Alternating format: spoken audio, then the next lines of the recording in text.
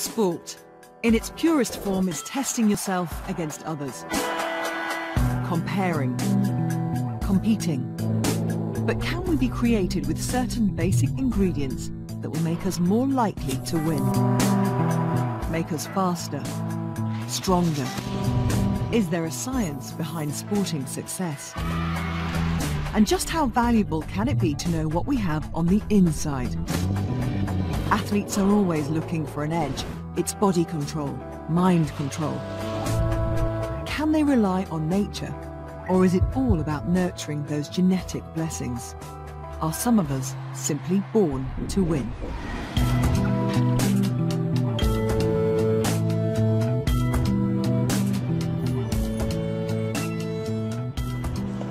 I've always been fascinated by what determines success of a top sports person.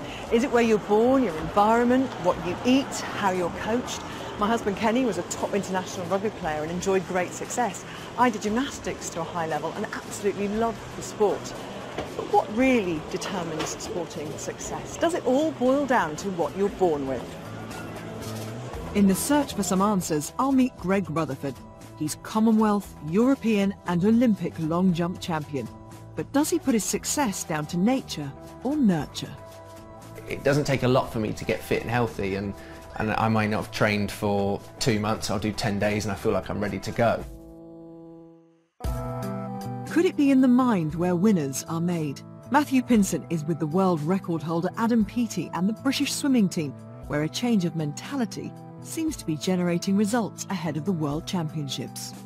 You've got to stare back fear in the face when you're coming on those blocks saying, right, can I do this? You've got to stare everything back in the face and say, right, I can have this. And that is pretty much what goes in my head, I can have this.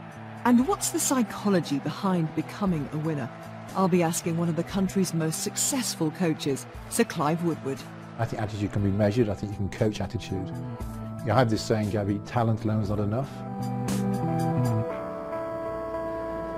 Our genes are a set of instructions which determine the growth and development of every single cell in our body. They help us identify things we can see, like our eye colour and our hair colour, but also what's on the inside. And there are DNA tests now which help reveal our own personal genetic makeup. This could help us identify which foods we respond best to, what type of training and which sports we're most likely to be good at. I'm intrigued. So I'm having my DNA tested to find out the results, as well as my children, Lois and Reuben. It's 7 a.m. in the Logan household, breakfast time. Normally we're sat down eating, but we're going to do our DNA fit tests. Kids first. Reuben, I'm going to hold the end here. I'm going to open your mouth, and we're going to take some saliva from each inside of your mouth, and then we'll pass them up and send them off. Thanks, guys.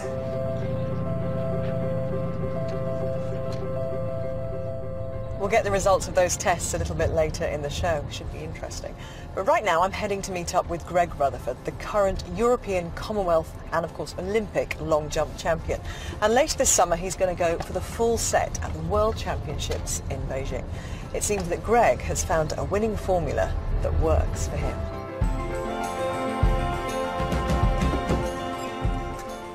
Hello. Hi, how are you? Good to see you. Oh, good to see you too. Mwah. What an amazing part of the world this is, Oh, isn't it? thank you very much. Nice and conscious. I didn't get attacked by the dogs. No, outside. I think we're very, very friendly actually. Good. I obviously don't look like a burglar. I see you've got coffee on the I do, yeah, I made you a that, coffee. That would be lovely. You're a country lad.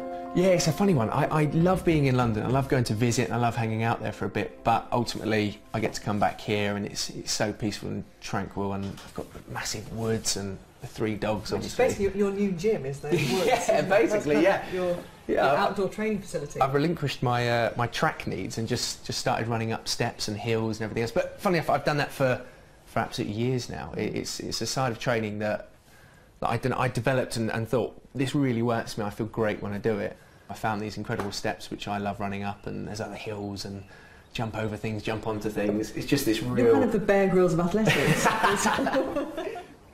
You've always been very kind of strong then in knowing what works for you, because what we're looking at in this whole programme is, are winners born or are they made?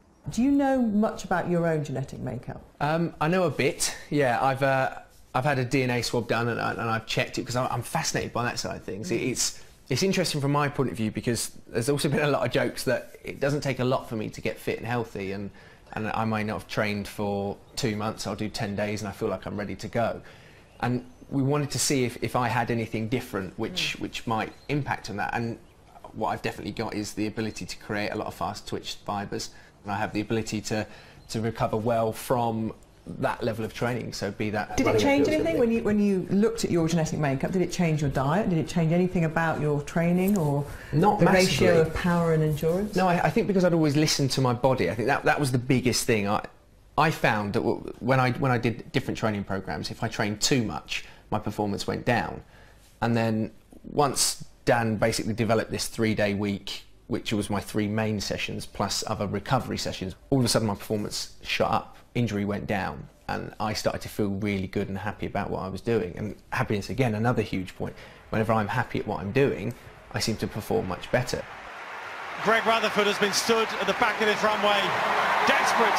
He's almost saying, get out of the way, I want to jump. He's so keen. Oh, look at that. This is another big year. They just always seem to be in athletics now, don't they, with major championships kind of dotting the calendar every year. But for you, does it hold particular significance? Because that's the one missing, isn't it, the World Championships in your armoury of titles? Yeah, it's a funny one. I went from being the guy who fluked an Olympic title, as everybody thought, after 2012, to then winning 2 more within a year, which I think some people still consider a bit of a fluke, which is beyond me. But then I've got to fluke one more. So, and do you think then they'll stop saying you're a fluke? I don't know, possibly not. I have to win everything, I think, forevermore until I get rid of that. How much does it mean to you to get that world title, to complete the set? I feel I have a great opportunity to do it, and to complete the set and actually be the current holder of every one of those major championships would be amazing. Really, really special. And then just less than 12 months later, another Olympics is upon us. It's unreal, isn't it? How quickly all this comes round. That'll be my 3rd, maybe my last, I don't know, we'll have to see how my body holds up from that. But when the London came about and then I won, I said, you know what, I've actually got a great opportunity to retain myself, because I'll only be 29, I'll still be classed as within that sort of prime period that long jumpers would say you would be in. So I actually have another good opportunity, and then we have a London World Championship after that again. So in actual fact, these next 3 years are going to be hugely important to me. You also mentioned happiness and the environment that you live in and the other factors in your life, and they've changed dramatically in the last year, haven't they? Yeah, everything's absolutely changed for me. It's been incredible. I mean, obviously after the Olympics, my life changed due to all different reasons. I mean, I just won an Olympic title, so that changed everything for me. But then in the last 6 months, especially since Milo's been born, I mean, everything's changed. I love being happy, and when I am happy with what I'm doing, I perform better. And a lot of people would say to me, well, you're having a child, you've still got a few years left of your career, that's not going to work. And it's worked perfectly. Listen, I can't wait to meet him. Okay, I can hear the sounds of like small toys in the background, but no child. He's obviously an amazingly well-behaved child. You've got him well trained. Well, yeah, during the day, at night, that's when he comes alive to each other. He's a bit like me. Where is he? Here he is. Oh, hello. Hi, Susie. Hi. Nice to meet you both. Hello. It's very, very good. I mean, he literally hardly made a peep. Good boy. So he's going to grow up, well, he's going to grow up, first of all, in a garden, which I've just spotted a long jump pit. Yeah, a long exactly. run up and pit. So he's going to grow up in a very sporty household. If you could find out at this age the kind of genetic makeup that Milo has, would you encourage him into sports where those attributes are important? It's a really interesting one, because I think with me, I tried every single sport, and I think I got a lot from that. Be it that I may not have been right for those sports, I think there was still something that they gave me which then transferred into track and field. But ultimately, if I found out that he had none of the sprint genes or any of that side of things at all, and he didn't have basically the ability to create as much speed and power, then you would like to think that, as much as I'd be encouraging him still to go and run if he wants to do that, that's great and everything else, but the likelihood are he's not going to make it as a professional. And if that's what he wants to do, is become a professional sports person, then if you have a bit of an inkling in the lead up to it, it might help leading him in certain directions. But I've already said anyway, I wanted to be a golfer, so I'm hoping that genetics don't matter too much on certain aspects of that. I mentioned the sand pit outside that your dad's been building, which you don't really need to leave here, do you? At all. And part of that is the fact that Milo's now here, so if I can minimise a lot of the travel and everything else by centralising everything near my house. I mean, the long jump pit in the garden is slightly extreme, I must admit, but if at 10:30 at night I feel like I need to go and do a run-up, then I can, once that's in, I can go and do that as well. I'm sure it's a setup that many athletes would be quite envious of. Yeah, I think so. The sacrifices that we so often hear of are being kind of torn away from family for such long periods of time, aren't they? And I mean, there is always still that side of thing. When I go to a major championships, then I don't have Susie and Milo with me, and there will still be that. So we'll go to Beijing for the World Championships this year, and I'll be away for 3 weeks or so, and Susie and Milo won't be there for that because that's a Team GB thing. You can't just bring your family along to those sorts of scenarios. So that's when it will still be probably slightly tough, but as I say, I'm so lucky around the rest of it. Greg seems to have found a balance between science and psychology, a place where he's happy and knows what he needs to do to perform. We'll see if he can win that world gold in August.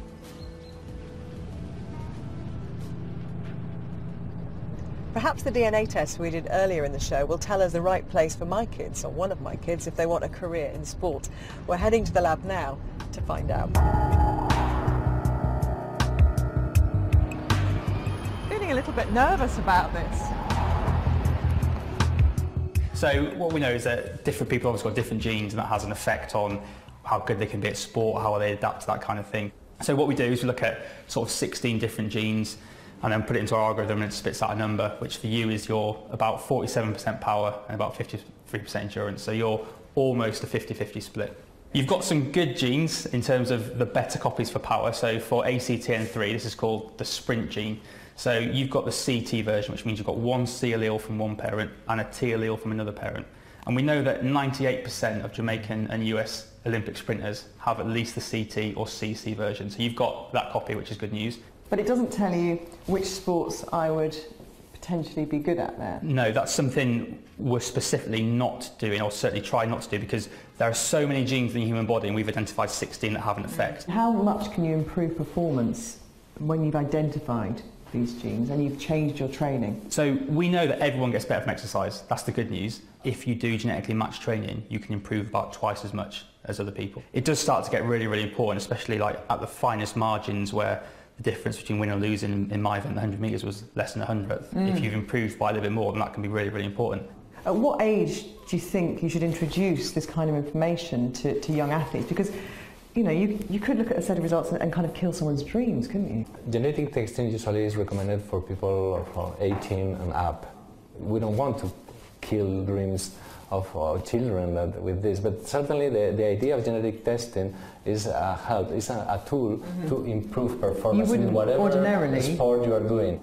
And on that basis then, I nervously ask you about my children who, you know, they're 9 years old, girl-boy twins. Do they have the same genes? Essentially, they've got very similar genes to you. So Ruben's got 53% power, 47% endurance, so the opposite way around to you really, whereas Lewis is exactly 50-50 split.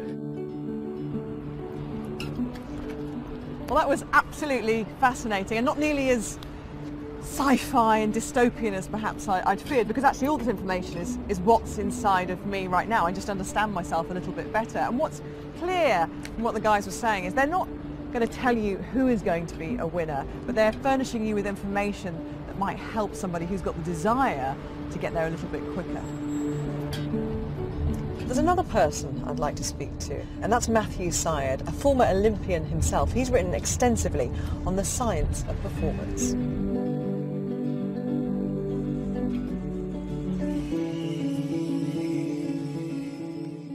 Matthew, we set out with this question: are winners born or are they made?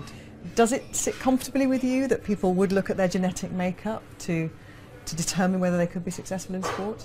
I think that there are dangers, because genes are a tiny ingredient in what is a very rich recipe that determines success. And one of the reasons for this is that the brain and the body change dramatically with certain types of practice. And people who get access to great coaching, to the right environment, and to the opportunity to clock up this meaningful practice, they're the ones who tend to excel. And our obsession in this society with talent and genetics, I think, has very damaging implications for behaviour. So you think knowing about your genetic makeup, or knowing your potential to have talent, could actually limit somebody perversely? Not could, does. There's extremely extensive evidence. It's probably the hottest area of educational psychology in the world today, that people who buy into the notion of talent tend to be less motivated and, much more importantly, less resilient. Success happens over a long period of time, even for the super talented. We do like the idea Yeah. that some people just rise up quickly